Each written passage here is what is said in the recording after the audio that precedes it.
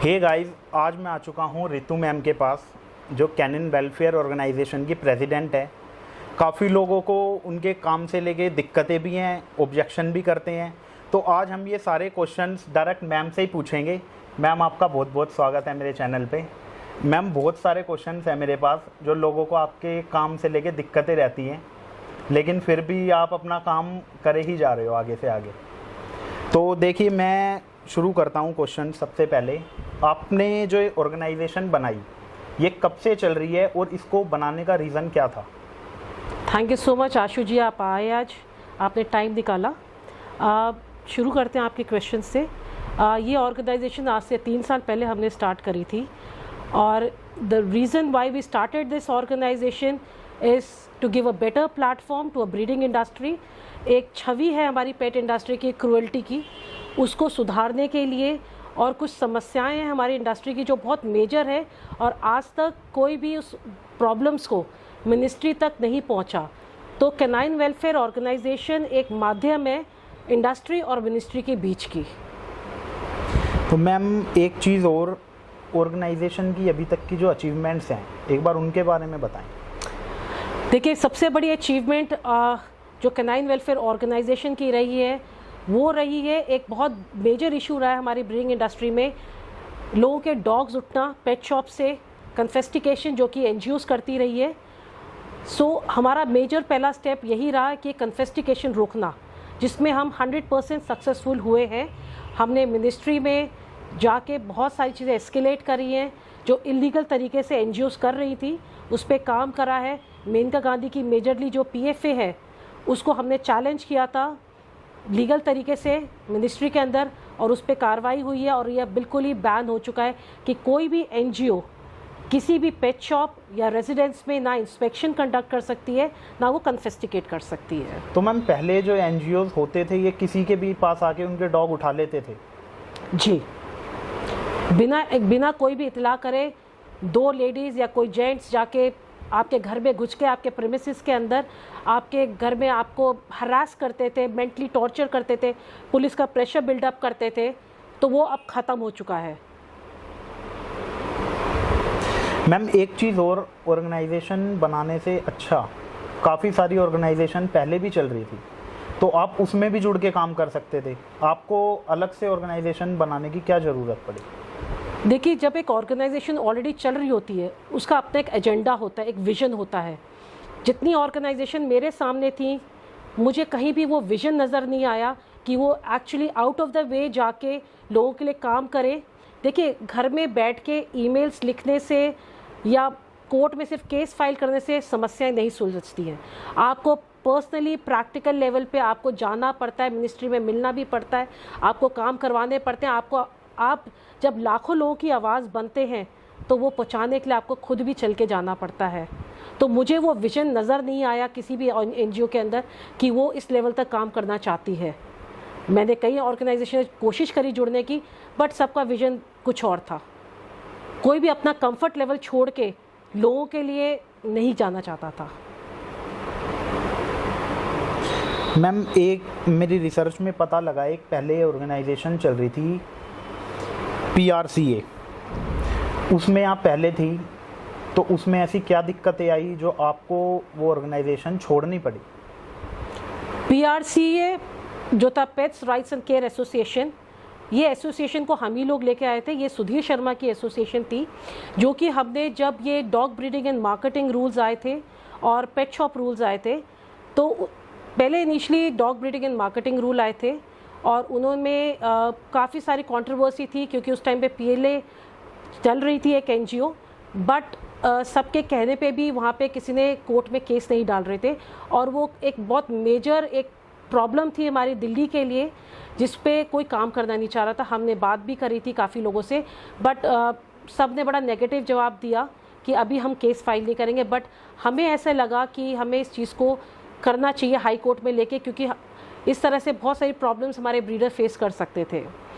उसके बाद हम लोगों ने सुधीर शर्मा हमारे कांटेक्ट में आए, जिन्होंने हमें एंट्री दी अपने एनजीओ के अंदर। मुझे एज ए जनरल सेक्रेटरी रखा गया था, जो कि मेरे पास सारे राइट्स थे कि हम कुछ भी इसमें इस इस एनजीओ को लेके हम कोर्ट में केस फाइल कर सकते हैं, कोई भी लड़ाई लड़ सकते हैं। तो ये एनजीओ का जो हमने स्टार्ट किया था, आज से पहले कोई पीआरसी को जानता भी नहीं था, क्योंकि हम लोगों ने बहुत सारी रोड रैलीज निकाली जो कि आज तक इस इंडस्ट्री में कभी किसी ने नहीं निकाली। हमने धरना प्रदर्शन भी करा और बहुत तादाद में लोग हमसे जुड़े थे उस टाइम पे। तो हमने पीआरसी के माध्यम से हमने हाई कोर्ट में एक केस फाइल करा था जो कि dog breeding and marketing rules था 2017 का, वो हमने चैलेंज करा था हाई कोर्ट में। तो हमने इस एनजीओ को केस फाइल करने के लिए यूज़ करा था। तो मैम एक पीआरसीए को लेके आपने केस डाला था, तो उसका रिजल्ट क्या मिला बाद में? देखिए, हमने जब ये हाई कोर्ट में केस फाइल करा था पीआरसीए के माध्यम से, हमें एज अ प्लेटफॉर्म यूज कर दे कि जब हम कोई पीआईएल डालते हैं एक प्लेटफॉर्म चाहिए हमें, हम लाखों लोगों की आवाज़ बन के पहुँचे थे। लेकिन कुछ कंट्रोवर्सी हुई थी उस टाइम पे। सुधीर शर्मा जी ने एनजीओ हमसे वापस ले लिया था, क्योंकि उनको शायद क्योंकि हम लोग तो पेट शॉप्स को रिप्रेजेंट कर रहे थे। हमने हाई कोर्ट में एक केस फाइल करा था जिसमें सुधीर शर्मा ने बीच में आके स्टे के टाइम पे ऑब्जेक्शन करा था, और वो उन्होंने ये नहीं सोचा था कि ये लाखों लोगों की रोज़ी रोटी के लिए लड़ाई लड़ी जा रही है। उनका मोटिव कुछ और था, वो तो खैर सुधीर शर्मा जी ही बता सकते हैं। तो ये केस में ऑब्जेक्शन जब उन्होंने डाला तो केस हमें वापस लेना पड़ा था। तो ये केस तभी ख़राब हुआ था हमारा। जो dog breeding and marketing rule है वो तो आज भी हाई कोर्ट में चल रहा है। जब तक वो केस हमारे पास था हमने उसको सबको अपडेट देते रहे टाइमली, बट अब वो सुधीर शर्मा के पास है और उसका आज तक कोई अपडेट नहीं है, ना उसकी डेट्स पे कोई जाता है। अभी जो ये केस फाइल है हाई कोर्ट में, तो अभी ये किसने किया हुआ है? अभी तो कोई केस फाइल ही नहीं हुआ, जो पुराने केस है वही चल रहे हैं। रिसेंटली कोई केस फाइल नहीं हुआ। और मैम जो ये पीआरसीए थी, इसमें जितना भी डोनेशन आता था, क्योंकि ये एसोसिएशन तो बंद हो चुकी है, जितना भी डोनेशन था उसका क्या हिसाब है, वो किसके पास है, कहाँ से आया और कहाँ चला गया? ये आपका बहुत अच्छा सवाल है। पहली चीज़, पीआरसी में कभी कोई डोनेशन नहीं लिया गया। जो हमने हाई कोर्ट में केस फाइल करा था, जो उस टाइम पे हमारे एडवोकेट मिस्टर बोस होते थे, हम सिर्फ तब कलेक्शन करते थे जब हमें वकील की फ़ीस देनी होती थी, और वो कुछ चुनिंदा हमारी पेट शॉप थी जहाँ से फंड्स लेते थे और वो सीधे एडवोकेट के पास ही जाता था। तो आज तक कभी हमने पीआरसी के नाम पे कोई डोनेशन नहीं लिए। सेकेंडली, पीआरसी का जो अकाउंट है वो सुधीर शर्मा के नाम पे, वो लेते हो तो कह नहीं सकती मैं, बट हम लोगों ने कभी कोई डोनेशन नहीं लिया लोगों से। सिर्फ केस के टाइम पे हम लोग कलेक्शन ज़रूर कराते थे और वो पैसा वकील के पास जाता था। क्योंकि कुछ लोगों का ये कहना है कि जब ये एसोसिएशन चल रही थी तो जितने भी मेंबर्स थे वो सब ही डोनेशन इकट्ठा करते थे, उनका थोड़ा सा इस टाइप का इल्ज़ाम है। देखिए, इल्ज़ाम लगाने से लगता नहीं है किसी पे, क्योंकि जितना ही पैसा हमने जब भी कलेक्ट करा वो सिर्फ कोर्ट केस की जब हियरिंग होती थी, वकील को हमें एक पोर्शन ऑफ अमाउंट देना पड़ता था, वो हम कलेक्ट करके, कई बार तो हमने अपनी पॉकेट से भी भरे क्योंकि हम कलेक्शन नहीं कर पाते थे, कई बार हमने वो भी भरा है। और जो अकाउंट है वो सिर्फ सुधीर शर्मा के नाम पे था, वो ऑपरेट करते थे और किसी के पास उसके राइट्स नहीं थे। अच्छा मैम, एक बड़ा इंटरेस्टिंग पॉइंट है जो अभी चल भी रहा है। पंजाब में सुनील जस्सल जी हैं, एक टाइम पे आप साथ में काम कर रहे थे जी, लेकिन उसके बाद अचानक ऐसा क्या हुआ कि आपको अलग होना पड़ा? देखिए, जब ये हमने ऑर्गेनाइजेशन स्टार्ट की थी, हमारा एक फोकस था, एक विजन था, क्योंकि पेट इंडस्ट्री बहुत बड़ी इंडस्ट्री है। जो ब्रीडर है वही समझ सकता है उसकी समस्याएं क्या हैं, और आज तक कोई ऐसा प्लेटफॉर्म बना नहीं पेट इंडस्ट्री में जो कि छोटी छोटी समस्याओं पे भी काम करे। बहुत सारी चीज़ें होती है पेट इंडस्ट्री के अंदर, सेल परचेज़ की अपनी प्रॉब्लम्स हैं, फाइनेंशियल्स फ्रॉडलेंट एक्टिविटीज़ होती हैं। इन सब को कवर करने के लिए हमने एक विजन बनाया था कि हर एक डिस्ट्रिक्ट के अंदर एक प्रेसिडेंट होना बहुत ज़रूरी है। तो जलंधर के लिए हमने सुनील जस्सल को हमने अपॉइंट किया था कि कोई भी प्रॉब्लम होती है पंजाब में, जलंधर के आसपास, तो सुनील जस्सल इसको देखेंगे। तो ये इस विजन से हमने उनको प्रेसिडेंट डिक्लेयर करा था जलंधर के लिए। बट उन्होंने अपनी पोजीशन का मिसयूज़ करा। हमारे पास बहुत कंप्लेंट्स आती थी, कभी लेडीज़ को अब्यूज़ करना, कोई मदद के लिए पहुँचे तो उससे मेंबरशिप मांगना, अगर आप मेंबर नहीं बन रहे, उनको पैसा दे रहे तो वो आपकी मदद नहीं करते थे। तो ये ऐसी मल्टीपल कंप्लेंट्स मेरे पास आती थी जिसके ऊपर मुझे कार्रवाई करनी पड़ी। तो अभी आपने उनको अपनी ऑर्गेनाइजेशन से हटा दिया है? जी डेफिनेटली, हम उनको लीगल नोटिस भी भेज चुके हैं, और उसके बाद उन्होंने फिर भी हमारे ऑर्गेनाइजेशन का नाम इस्तेमाल करा, जिसको लेके अभी बहुत सारा पुलिस में डिपार्टमेंट में भी बहुत सारी चीज़ें हुई हैं और उन पे 420 और 419 और 354D का भी पर्चा कटा है, लोगों को मिसगाइड करने का, सोशल मीडिया प्लेटफॉर्म को गलत तरीके से रिप्रेजेंट करने के लिए ऑर्गेनाइजेशन को, वो सारे उन पे पर्चे दर्ज। तो मैम अभी वो भी अपना कोई शायद क्लब चला रहे हैं, वो अपना कोई क्लब चला रहे हैं अभी, वो शायद पता नहीं रजिस्टर्ड है या नहीं है। नहीं, आपने मेरी बात ध्यान से सुनी नहीं, क्योंकि जब हमने ये चैलेंज करा पुलिस स्टेशन के अंदर कि ये कैनाइन वेलफेयर क्लब की रजिस्ट्रेशन क्या है, तो वहाँ पे वो लोग नहीं दिखा पाए क्योंकि आज तक कोई रजिस्ट्रेशन नहीं थी उस क्लब की ना। और सेकेंडली कैनाइन वेलफेयर क्लब की ट्रेडमार्क कैनाइन वेलफेयर ऑर्गेनाइजेशन के पास पहले से ही है, तो इसी पे उनको लीगल नोटिस भेजा गया था कि ये नाम यूज़ करना बंद कर दीजिए, लोगों को मिसगाइड करना बंद कर दीजिए। बट उन्होंने इस बात को बहुत लाइटली लिया क्योंकि उनका तो बहुत क्लियर स्टेटमेंट रहता है कि वो कानून में बिलीव नहीं करते, कानून अंधा होता है, कानून हमारे यहाँ धक्का चलता है। तो ये बहुत बड़ा एक लेसन है ऐसे लोगों के लिए जो कानून का मजाक बनाते हैं, इसीलिए उन पर अब ये FIR हुई है सारी की सारी। अच्छा मैम, मेरे पास ना कुछ रिकॉर्डिंग्स हैं, क्योंकि डॉग इंडस्ट्री में सोशल मीडिया पे बहुत ज़्यादा चल रही हैं वो, ठीक है, मैं आपको वो सुनाता हूँ, ज़रा मेरे को आप उनका थोड़ा सा मतलब बताना जी, क्योंकि काफ़ी लोग अपने सोशल मीडिया अकाउंट्स पे डाल के आपके ऊपर काफ़ी ऑब्जेक्शन कर रहे हैं जी, तो उसको आप क्लियर करें। एक तो देखो ये है, कुत्तेबाजों के ना ध्यान रखो ना, मैं आपको बताती हूँ मेरा आपके लिए विजन क्या है, क्या सोच है, क्या मेरी फ्यूचर क्या मैंने सोचा है। देखो आपका खाली काम ना ये बचपुंजियों के कुत्ते छुड़वाना, बचपुंजियों के जाके कुत्तों के ये डिस्प्यूट सॉल्व करना, ये काम नहीं है आपका। आपकी एक जगह मैंने सोची है जो देनी है मुझे, लेकिन वो जगह करोगे। तो इसमें एक मैम ये वाला पॉइंट आता है कि आपका काम नहीं है टटपुंजियों के कुत्ते छुड़वाना। एग्जैक्टली। तो इस पे आप क्या कहोगे, इसमें आपने किसको टारगेट किया है? पहली चीज़ देखिए, कोई भी कन्वर्सेशन 1-1 मिनट की नहीं होती है, इट्स अ लॉन्ग कन्वर्सेशन। तो ये बड़ा मैनिपुलेट करके जो पोर्शन नेगेटिव दिखाना था उसको वो दिखाया गया। मुद्दे पे आते हैं। देखिए, ये कन्वर्सेशन सुनील जस्सल और मेरे बीच में थी। कोई क्रूल्टी केस था जिसमें सुनील जस्सल ने, जिसने क्रूल्टी करी उसको सपोर्ट करके, कुछ फाइनेंशियल्स का कोई इशू था वो उस पर करा, कवर अप करा। तो इस बात को लेके कन्वर्सेशंस हमारी चल रही थी जिसमें से उन्होंने वो पोर्शन हटा के सिर्फ ये पोर्शन लगाया है। देखिए, जब आप कोई ऑर्गेनाइजेशन चलाते हैं एक विजन के साथ चलाते हैं। हमारी ऑर्गेनाइजेशन का एक बहुत क्लियर विजन है, इस इंडस्ट्री को एक ऐसा प्लेटफॉर्म बनाना जिसमें लोग आने वाली जो हमारी जनरेशन्स हैं इसमें अपना फ्यूचर देख सकें। इस विजन के साथ हम लोग काम करते हैं। तो इसमें उस विजन की बात की जा रही है कि एक विजन है जो हमने अपने हर एक प्रेसिडेंट के लिए सोचा है। अगर आप विजन नहीं रखेंगे आप काम नहीं कर सकते। हर एक चीज़ को आगे बढ़ाने के लिए एक विजन चाहिए, ये उस विजन की बात की जा रही है। ओके, तो जो ये वाली लाइन है ये ब्रीडर्स के लिए नहीं है, आप ये कह रहे हैं? देखिए, जब मैं खुद इतना सपोर्ट करती हूँ ब्रीडर्स को, उनके लिए आधी रात को भी मैं खड़े होकर जाती हूँ, उनके ऊपर कोई उनका डॉग कन्फेस्टिकेट करने की कोशिश करता है, मैं कभी ये उनके लिए जो क्रूअल्टी करते हैं और उनको सपोर्ट करते हैं, ये उन टुटपुंजी ब्रीडर्स के लिए बोला जा रहा है। क्योंकि सोशल मीडिया पे तो इसे इस तरीके से घुमाया जा रहा है कि ब्रीडर्स के बारे में बोल दिया। देखिए, ये तो मैनिपुलेशन है, कुछ भी हो सकती है। और इन्हीं वजह से उन पे पर्चे भी हुए हैं कि ये जो उन्होंने सोशल मीडिया पे जो मैनिपुलेशंस करी है, इसी वजह से उन पे पर्चे भी हुए हैं सुनील जस्सल पे। एक रिकॉर्डिंग और ये है, तो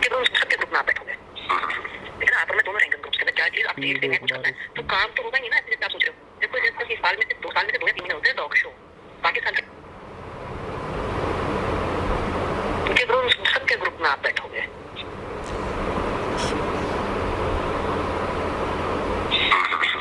ठीक है ना, आप और मैं दोनों रैंकिंग ग्रुप्स के अंदर क्या एटलीस्ट अपडेट्स देने हैं, कुछ करना है, तो काम तो होगा ही नहीं ना ऐसे जैसे आप सोच रहे हो।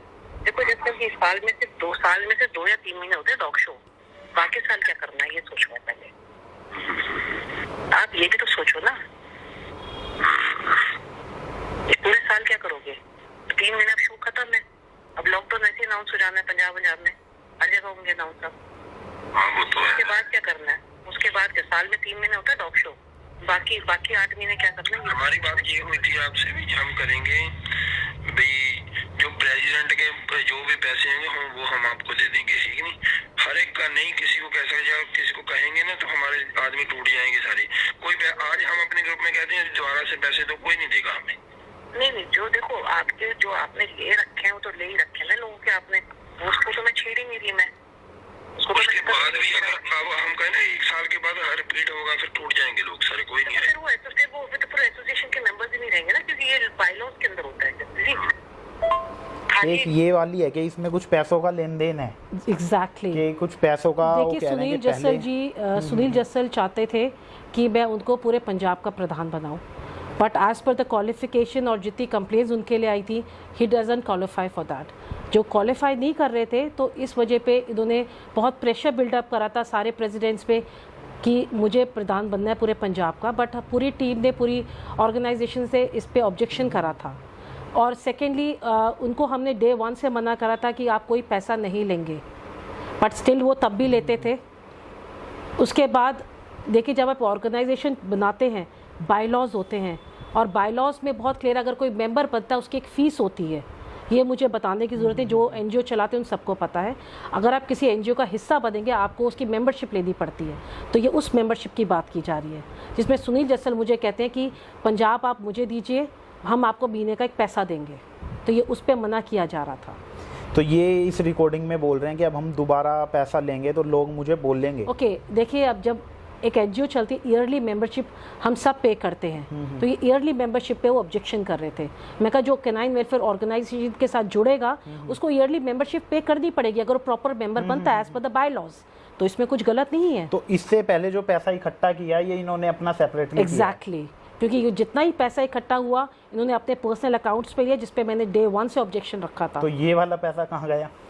ये तो वो कोर्ट में और पुलिस को जवाब देना उनको कि वो पैसा कहाँ गया, किसके अकाउंट्स में गया, क्योंकि सब पर्सनल अकाउंट्स पे थे, वो सारे डॉक्यूमेंट्स थे हमारे पास। तो आपसे जुड़ने से पहले इनके पर्सनल अकाउंट में डोनेशन आ रहा था? देखिए, मुझे नहीं पता पहले क्या आ रहा था, जब से मेरे से जुड़े तब से तो डोनेशन ले रहे थे ये लोग, और जिस पे ऑब्जेक्शन हमने सब ने बहुत डे 1 से करा था कि आप ऑर्गेनाइजेशन के नाम से, क्योंकि हम लोग किसी को मेंबर नहीं बनाते हैं बहुत जल्दी, हम बहुत सिलेक्टिव लोगों को मेंबर बनाया हमने, और जिसको जैसे हम एक्सपैंड करेंगे, डिस्ट्रिक्ट वाइज हमारे प्रधान होंगे, उस हिसाब से हम काम आगे स्टार्ट करना था हमने। तो इसमें जो पैसे के लेन देन वाली बात है वो आप मेंबरशिप को लेके बोल रहे हो? एग्जैक्टली, अगर कोई कैनाइन वेलफेयर ऑर्गेनाइजेशन का मेंबर बनेगा, as per the by laws of the organisation जो भी अमाउंट होगा उसको पे करने की बात की जा रही है। एक रिकॉर्डिंग और है लास्ट, वो और मैं चला देता हूँ। यकीन मानना जस्सल जी, आज हम हैं, कल साथ हम काम नहीं करेंगे, आपके लोग आपको डुबाएंगे। मैं आपको आज लिख के दे दूंगा। नहीं मैडम, पता चक्कर क्या है, इसमें इतनी नहीं है कोई चक्कर, जितने यार दोस्त। और आपको आज बता दो, जो पैसे का मैटर कह रहे हो ना, आप यकीन मानना, आप ठंड रखो थोड़ी सी, लेकिन आपको अब तक समझ नहीं आई। अगर मेरे हिसाब से चलोगे ना, आने वाले 15-20 साल राज करोगे पंजाब में। मैं आपको आज बता दूं, मैं आज की नहीं सोचती हूँ, मैं आने वाले 10 साल की सोच रही हूँ, टेक्निकल तरीके से कि लोग कहाँ हमारे साथ बंध जाएंगे, उनके पास कोई चॉइस नहीं रहेगी हमारे अलावा। इसमें मैडम बात हो रही है पंजाब पे राज करने की। एग्जैक्टली, वो कौन सा राज है जो पंजाब पे होगा? देखिए, सुनील जस्सल जी को ना बड़ा शौक है अपनी मार्केटिंग करने का। अगर आप उनकी रिकॉर्डिंग सुनेंगे, कोई भी आप उनका वीडियो खोल के देखिए, आपको एक अलग मार्केटिंग नज़र आएगी। ये मुझे बोलने की ज़रूरत नहीं, बहुत लोगों ने देखा है। सो उनको बड़ा शौक है कि सिर्फ उनको पूछा जाए। कई वीडियोस में उनके पूजा भी की जाती है वीडियोस के अंदर। सो उनको बड़ा शौक है, उसको उनको समझाया जा रहा है कि थोड़ा ठंड रखिए, क्योंकि कोई भी उनके पास मदद के लिए आता है, देखिए लोग 90% उनके पास कैनाइन वेलफेयर नाम सुन के पहुँचते हैं, और वो ऑर्गेनाइजेशन ऐसी है हमारी जो लोगों के लिए निस्वार्थ काम करती है, आधी रात को भी खड़े होकर हेल्प करने के लिए खड़ी है। ये हर किसी से मेंबरशिप मांगते थे उस टाइम पे, तो उनको ठंड रखने के लिए बोला कि थोड़ा सब्र रखिए। अगर कोई मुसीबत के टाइम पे आपके पास आता है तो आपको उसकी हेल्प करनी है, ये उस ठंड रखने की बात की जा रही है। क्योंकि ये वाली भी जो ऑडियो है, ये जो उन्होंने भेजी है, ये भी लोग सोशल मीडिया पे डाल के कह रहे हैं पंजाब पे राज करने वाली बात। तो पंजाब में राज करना तो जस्सल जी को करना था। देखिए, हमने तो अपनी ऑर्गेनाइजेशन के माध्यम से पंजाब के ही लोगों को प्रधान बनाया है। अपनी जो जिस डिस्ट्रिक्ट का है वो उसी डिस्ट्रिक्ट में जो सबसे रिप्यूटेड है और अपनी ऑर्गेनाइजेशन के लिए एक स्टैंड ले सकते हैं और लोगों के लिए मदद कर सकते हैं, हमने तो पंजाब के लोगों को ही प्रधान बनाया है, दिल्ली से या किसी और स्टेट से नहीं बनाया। तो जो पंजाब के लोग हैं वही वहाँ प्रधान हैं। It's a very clear. Ma'am एक चीज़ और, एक जस्ट डायल पे जैसे अपना रजिस्ट्रेशन हम करते हैं, वहाँ पे किसी ने ऑब्जेक्शन किया है, आपका जो नाम लिखा गया है वहाँ डॉक्टर रितु करके है जी। तो इसमें ये है कि आपके पास कोई वेटनरी डिग्री है या ये डॉक्टर आपने ऐसे ही मज़े में लगा दिया, ये लगाने का क्या रीज़न है? देखिए आज से ना ये जो पेट शॉप थी, ये पेट शॉप कम क्लिनिक थी, तो उस पर मेरा लास्ट नेम था Herbert pet palace and clinic. So ये जस्ट डायल का एक एरर था कि जिसने अपडेट करा था, ये तो 10 साल पहले बिजनेस बंद भी हो चुका है, तो वो एक जस्ट डायल का एरर था कि क्योंकि लास्ट नेम हर्बर्ट था, बाय मिस्टेक उन्होंने मेरे नाम के आगे डॉक्टर लगा देता। ये एरर था जस्ट डायल का, जो कि करेक्शन हो चुका है। क्योंकि उन्हें ये था कि वो तो बिना डिग्री के डॉक्टर भी बन गई। नहीं, बाकायदा हमारी क्लिनिक्स पे हमारे वेटनरी डॉक्टर्स होते थे जो ये क्लिनिक्स रन करते थे हमारे। और मैम एक चीज़ और, आपने इंडस्ट्री को बचाने के लिए कहें या ये आप ही बता सकते हैं क्लियर, आपने हर्षवर्धन जी से एक मीटिंग की थी जी, तो वो किस रीज़न से मीटिंग की थी और उसका बेनिफिट क्या रहा इंडस्ट्री को? थैंक यू, मैं आपको बताती हूँ इसका। देखिए जो हर्षवर्धन जी थे, क्योंकि जो dog breeding and marketing rule बने थे ये ministry of environment and forest and climatic change के अंदर बने थे, और उस टाइम पे हर्षवर्धन जी वहाँ के मिनिस्टर थे। तो हम हर्षवर्धन जी से मिले थे इनके अंदर अमेंडमेंट्स के लिए। सेकेंडली बिकॉज डॉग्स और कैट्स वाइल्ड लाइफ के अंदर नहीं आते हैं, तो हमारी उसके एक साथ में हमारा एक रिक्वेस्ट भी थी कि इसको ministry of environment and forest से हटा के एनिमल हस्बेंड्री में ट्रांसफ़र किया जाए, because dogs and cats are not wild animals. तो इसके लिए हम लोग मिले थे उनसे। तो डॉग्स और कैट को वाइल्ड एनिमल में काउंट किया जा रहा था? एग्जैक्टली, क्योंकि तो मिनिस्टर इस एनवायरनमेंट मीटिंग के बाद फिर रिजल्ट क्या निकला? देखिए हमने अपनी रिक्वेस्ट डाली थी, बट उसके जैसे ही हमने डाली थी कुछ टाइम बाद हर्षवर्धन इलेक्शंस आ गए थे और वो मैटर वहीं पे रह गया था। बट थैंकफुली आज की डेट में वो रिक्वेस्ट पहुंची और आज की डेट पे एनिमल हस्बेंड्री में हमारी पेट इंडस्ट्री हमारी एनिमल हस्बेंड्री के अंदर है। तो रिजल्ट ये निकला था इसका। मैम एक आपने और कैबिनेट मिनिस्टर हैं गुजरात के, आप उनसे और मिल के आई थी वहाँ और एक मीटिंग थी जी, तो वो किस रीज़न से थी और उसका क्या रिजल्ट निकला? अभी रिसेंटली हम लोग यूनियन कैबिनेट मिनिस्टर मिस्टर पुरुषोत्तम रूपाला जी से मिल के आए थे। द रीज़न उस मीटिंग का ये था हमारा कि देखिए dog breeding and marketing rule, pet shop rules, ये आज भी वही मुद्दा था हमारे लिए, क्योंकि कोर्ट में केस 10 साल चलते हैं और अब चलते हुए आज 5-6 साल हो गए हैं, इससे ज़्यादा ही हो गए हैं, बट कोई रिजल्ट नहीं था बिकॉज इतनी सारा ये कॉन्ट्रोवर्सी हुई, बट सोल्यूशन क्या निकला लोगों के लिए। तो उसको हमने कोर्ट कचहरी के थ्रू ना जाके डायरेक्ट, देखिए मैंने क्या बताया था आपको, कैनाइन वेलफेयर ऑर्गेनाइजेशन माध्यम है इंडस्ट्री और मिनिस्ट्री के बीच की। तो हम लोगों को हमने जो रूपाला जी से रिक्वेस्ट करी है इसके मीटिंग के अंदर कि हमें मौका दिया जाए, हमारे पॉइंट्स जो चेंजेस हम लोग कराना चाहते हैं इस रूल्स के अंदर, उसके लिए हमें मौका दिया जाए। तो इसका रिज़ल्ट ये रहा कि उस मीटिंग के बाद कैनाइन वेलफेयर ऑर्गेनाइजेशन को as a stakeholder invite किया गया उस मीटिंग के अंदर, और जो ऑब्जेक्शंस हैं हमारे ब्रीडिंग इंडस्ट्री के इन रूल्स के साथ वो उसमें डिस्कशन किए जाएंगे, उस पर चेंजेस किए जाएंगे। ये एक बहुत बड़ी अचीवमेंट है, क्योंकि ये जो रूल्स हैं ये स्पेशल गज़ेट के अंदर बनी है, और ये कैनाइन वेलफेयर ऑर्गेनाइजेशन पहली ऑर्गेनाइजेशन होगी इंडिया में जो स्पेशल गज़ेट के अंदर चेंजेस कराने जा रही है।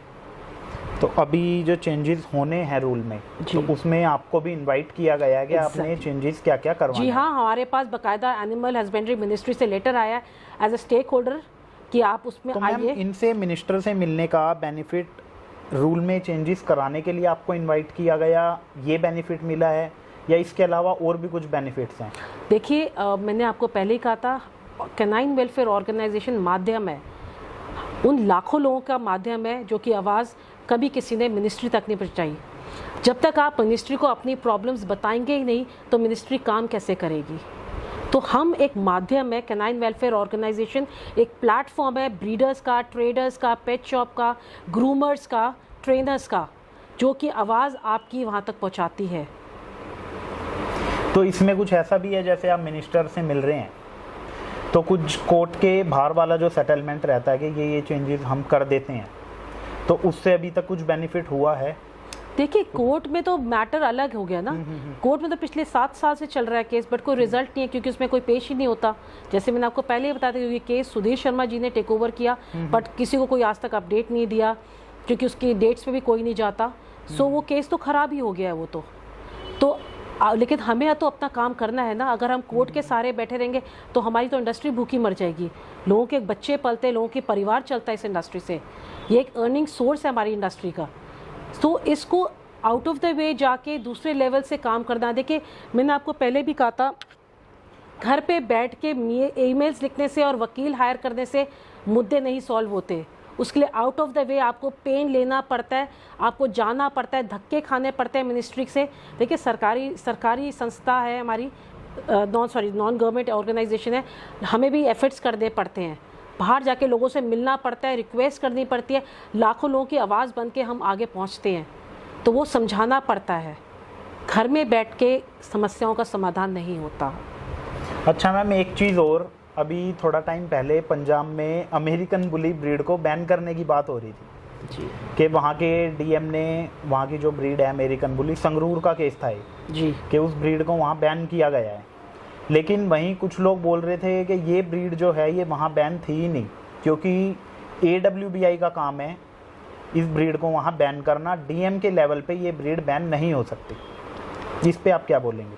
देखिए ये बहुत कंट्रोवर्शियल बात हुई थी उस टाइम पे, लेकिन लोगों को ये नहीं पता, ये इस साल का मैटर नहीं था, ये पिछले 1-1.5 साल से चल रहा था, क्योंकि मेनका गांधी जी ने इसमें ऑब्जेक्शन करा था और पिछले 1.5 साल से मैं ऑलरेडी इस पे काम कर रही थी और कुछ लेटर्स की कॉपीज़ भी मैंने सोशल मीडिया पे डाली थी, जो मेरी कन्वर्सेशन हुई थी एनिमल हस्बेंड्री से, और डीएम ने इस पे ऑब्जेक्शन करा था, इसको बैन करा था, और इसके ऊपर ही हम लोगों ने एनिमल हस्बेंड्री को लेटर लिखा था, मिलके भी आए थे, और इस पर क्या करना चाहिए, because as per prevention to cruelty act के अंडर कभी भी एनिमल हस्बेंड्री ने बैन नहीं करा था, बट डीएम के ऑर्डर्स थे वो फॉलो हुए थे वहाँ पे, ये हर एक सोशल मीडिया पे चला था, न्यूज़ चैनल में हर एक जगह चला था, और इसी वजह से एक अमेरिकन बुली भी एक्सपायर हुआ था, क्योंकि रोड पे पुलिस वाले ने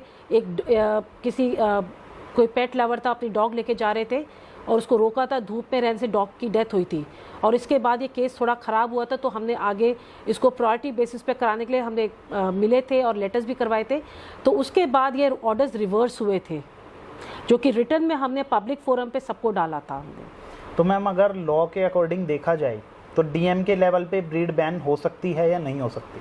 देखिए ये बहुत कंट्रोवर्शियल है, मुझे नहीं पता किस पावर से ये ऑर्डर्स पास हुए थे, हमारा काम था एनिमल हस्बेंड्री तक ये बात पहुंचाना कि ये गलत हुआ है, क्योंकि यहाँ पे खाली अमेरिकन बुली की बात नहीं थी, यहाँ पे 4 डॉग ब्रीड्स बैन हुई थी, अमेरिकन बुली, पाकिस्तानी बुली, बुली कुत्ता एंड पिटबुल, ये 4 ब्रीड्स बैन हुई थी। अगर आज एक ब्रीड को बैन किया जाएगा, कल को किसी ब्रीड पे बैन लग सकता है। सो हमारा पॉइंट ब्रीड बैन करना रोकना था, कौन सी ब्रीड बैन हो रही है वो मुद्दा नहीं तो था। मैम जैसे डीएम के जो ऑर्डर थे ब्रीड को बैन करने के, मैं वो पूछ रहा हूँ कि डीएम के लेवल पे ब्रीड बैन हो सकती है या नहीं हो सकती?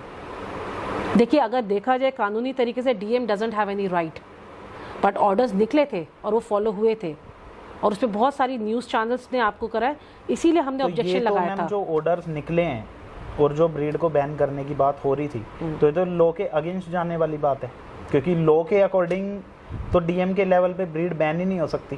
देखिए इसी चीज़ पे तो हम लोगों ने काम करा कि जब ये डीएम के पास राइट्स ही नहीं है, तो ये ऑर्डर्स पास हुए हैं, मेनका गांधी के प्रेशर से पास हुए हैं, तो इसी को हमने आगे अपना वर्ड हमने मिनिस्ट्री तक पहुंचाया है कि इस ऑर्डर्स के पास होने से पहली चीज़ ये अनएथिकल था, ये कहीं भी लीगल नहीं था, और DM doesn't have the right, तो यही सब हमने अपने लिखत में हमने दिया था। तो बाद में आपने जो ये गलत तरीके से ऑर्डर पास हुए हैं, इसके अगेंस्ट क्या आपने एक्शन लिया, जिन लोगों ने ये ऑर्डर पास करवाया या जिन्होंने ये पास किया? देखिए इसके लिए हमने एनिमल हस्बेंड्री में जाके मिलके हमने बात करी है, लेटर्स लिखे थे अपने, और उस पर उन्होंने जल्द से जल्द कार्रवाई करके इस ऑर्डर्स को रिवर्स किया था उन्होंने, कि एनिमल हस्बेंड्री ने कभी कोई ब्रीड बैन ही नहीं करी है। और उन लोगों के भी खिलाफ एक्शन हुआ जिन्होंने ये ऑर्डर पास कराया? देखिए ये चीज़ हमारी ऑर्गेनाइजेशन के पास राइट नहीं है, ये एनिमल हस्बेंड्री का काम है, मिनिस्ट्री का काम है, सो मिनिस्ट्री ने अपने लेवल से कुछ किया हो तो मैं कह नहीं सकती, बट एज पर माई नॉलेज हमारा काम था इस ऑर्डर्स को रुकवाना, वो हमने रुकवा दिया था उस टाइम पे ये, और वो रिटर्न में आया था हमारे पास, जो कि हमने सोशल मीडिया पे, बल्कि एनिमल हस्बेंड्री ने ही इसको सोशल मीडिया पे शो करा था। और मैम अभी तक जो आपकी ऑर्गेनाइजेशन चल रही है, इसमें अभी तक कोई ऐसे केसेस जो आपने सुप्रीम कोर्ट या हाई कोर्ट में फाइल किए हों और उससे इंडस्ट्री को कुछ बेनिफिट मिला हो? देखिए सुप्रीम कोर्ट हाई कोर्ट जाने की हमें ज़रूरत नहीं पड़ी, क्योंकि हम अपने लेवल से काम करना जानते हैं। अगर आप अपनी आवाज़ मिनिस्ट्री तक पहुंचा देंगे तो उस पर तभी काम हो जाता है। अगर तो मैम आपसे बहुत सारी बातें हुई, अब मैं जाते जाते एक क्वेश्चन और पूछूंगा जी, आपका फ्यूचर का विज़न क्या है ऑर्गेनाइजेशन को लेके, पेट इंडस्ट्री को लेके, फ्यूचर में क्या होने वाला है? देखिए कैनाइन वेलफेयर ऑर्गेनाइजेशन का सिर्फ एक ही विजन रहा है, ब्रीडिंग इंडस्ट्री को एक ऐसा प्लेटफॉर्म बनाना जहां लोग अपने फ्यूचर देख सकें, अपने आने वाली जनरेशन्स का। एक क्रूअल्टी का जो टैग है वो हटाना है, एक इस इंडस्ट्री को इतना स्मूथ बनाना है कि लोग अपनी रोज़ी रोटी कमा सके इस इंडस्ट्री के माध्यम से। जो बेकार की टेंशन्स है हमारे लोगों को, डॉग्स उठने की, रूल्स को लेके, इन सब पे काम किया जाए और इसको एक इतनी स्मूथ इंडस्ट्री बनाया जाए, इंपोर्ट एक्सपोर्ट खोला जाए डॉग्स का, तो एक रोज़गार जिससे सबका बेनिफिट हो। कैनाइन वेलफेयर ऑर्गेनाइजेशन का सिर्फ एक ही विजन है, इस इंडस्ट्री के लिए काम करना, लोगों के लिए काम करना, कोई प्रॉब्लम है उसका सोल्यूशन निकालना, सिर्फ इतना सा विजन रखते हैं हम लोग और मुझे उम्मीद है हम ज़रूर उस विजन तक पहुँचेंगे। तो मैम आपका बहुत बहुत थैंक यू, आपने टाइम निकाला हमारे लिए। बहुत सारी बातें थी, काफ़ी सारे लोगों को भी दिक्कतें थी काम करने से, शायद वो सब भी क्लियर हो गई होगी लोगों को। देखिए मैं यही बोलना चाहूँगी अंत में कि देखिए कंट्रोवर्सीज तो हमेशा चलती रहती हैं, आपने क्या करा इंडस्ट्री के लिए वो मायने रखता है। हाँ। आप animal welfare board of India की वेबसाइट पे जाइए, कैनाइन वेलफेयर ऑर्गेनाइजेशन ने क्या काम करा है वो बाकायदा आपको नज़र आएगा। देखिए हम लोग हवा में बातें नहीं करती मैं, और ये सबको पता है मेरा काम करने का तरीका थोड़ा डिफरेंट है, जो करूँगी दिखेगा, काम वही बढ़िया है जो करने के बाद दिखाई दे। और आज तक जितना भी काम मैं जितने टाइम से कर रही हूँ, जितना भी काम इस ऑर्गेनाइजेशन ने किया है वो लोगों ने देखा है। कैनाइन वेलफेयर ऑर्गेनाइजेशन ने लोगों का ट्रस्ट जीता है, लोगों के लिए काम करा है। आज की डेट में दिल्ली NCR लोगों को एक ट्रस्ट है कि उनके कोई डॉग्स नहीं कन्फेस्टिकेट कर सकता, और इस पर बहुत डिटेल हमने काम करा है। और इसका अगर किसी को डाउट भी है वो कैनाइन वेलफेयर ऑर्गेनाइजेशन के काम की क्या उन्होंने करा है, वो animal welfare board of India की वेबसाइट पे जाके बाकायदा उनकी साइट पे चेक कर सकता है। कई लोगों ने बहुत क्वेश्चंस करे थे इस चीज़ पे कि क्या करा है, तो मैं उन लोगों को बोलना चाहूँगी। ये तो मैम थोड़े से क्वेश्चन हैं, फिर लोगों को तो बड़ी सारी दिक्कतें हैं। देखिए मैं कहूँगी अगर वो लोग इन चीज़ों पे टाइम ना ख़राब करके थोड़ा इंडस्ट्री के लिए काम कर ले, वो मेरे ख्याल से ज़्यादा बेटर रहेगा। शायद जहाँ आज कैनाइन वेलफेयर ऑर्गेनाइजेशन पहुँची है वो भी शायद कुछ कर सके।